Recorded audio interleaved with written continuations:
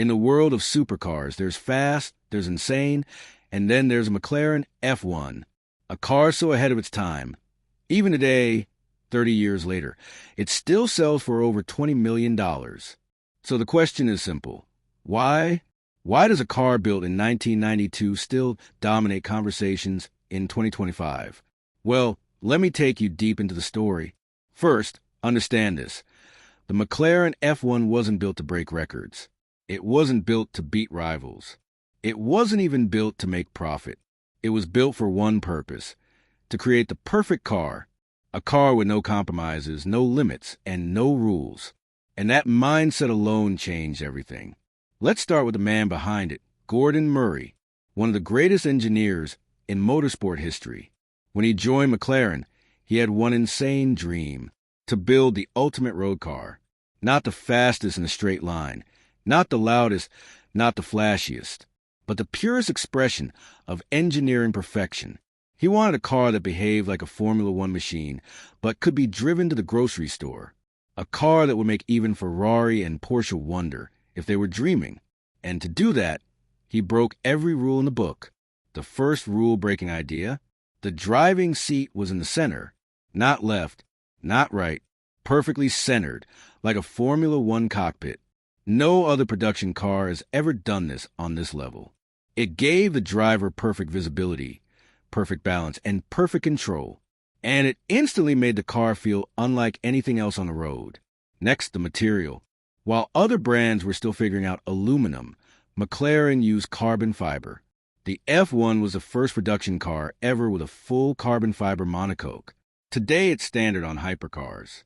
Back then, it was like using space shuttle technology on a streetcar. Then comes the engine. McLaren asked Honda. They said no. They asked Lamborghini. The engine wasn't good enough. Finally, BMW stepped in and created a masterpiece: a 6.1-liter naturally aspirated V12. No turbos, no superchargers, just pure, clean mechanical power. 627 horsepower in the 90s. And here's the crazy part. Gordon Murray said it wasn't even tuned for maximum power. It was tuned for reliability and response. And yet it became the fastest car in the world, hitting 386 kilometers per hour and 391 kilometers per hour with the rev limiter removed. To this day, no other naturally aspirated car has ever beaten that speed. Not a single one. But speed is only half the story. The McLaren F1 is full of insane details, like the gold foil in the engine bay. Why gold? Because gold is the best heat reflector on Earth. They literally wrapped the engine compartment in real gold, not to flex, but because it was scientifically the best material. How's that for dedication? Now let's talk weight. Modern hypercars are fast because of hybrid systems, electric motors, active aero, all kind of tech. But the F1 did everything with simplicity. It weighs just 1,138 kilograms. That's lighter than some modern hatchbacks. Combine that with a screaming V12 and perfect engineering, and you get a car that feels alive, dangerous, pure, a car that demands respect. And that purity is part why collectors pay $20 million today. There will never be another car like this. Not because companies can't build it, but because modern laws, safety rules, emissions, and technology have made this kind of car impossible. The F1 is the last dinosaur of a golden age. Another reason? It won Le Mans on its first try. Not a race car version. A slightly modified road car. Imagine if today a Bugatti Chiron or a Jesko entered Le Mans and won. That's how crazy this was. Collectors love history.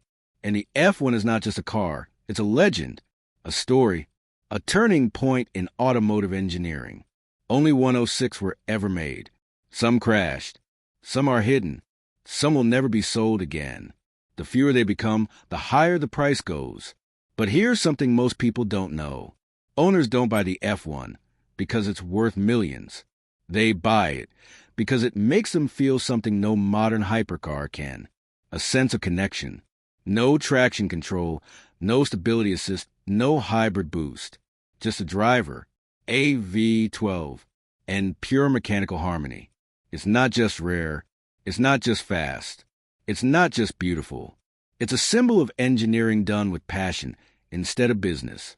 And that's why the McLaren F1 will always be worth $20 million, and probably more in the future, because you can copy the design, you can copy the tech, you can even make something faster, but you can never recreate the feeling of the original. It's the closest thing we have to perfection on four wheels, and perfection never goes out of style.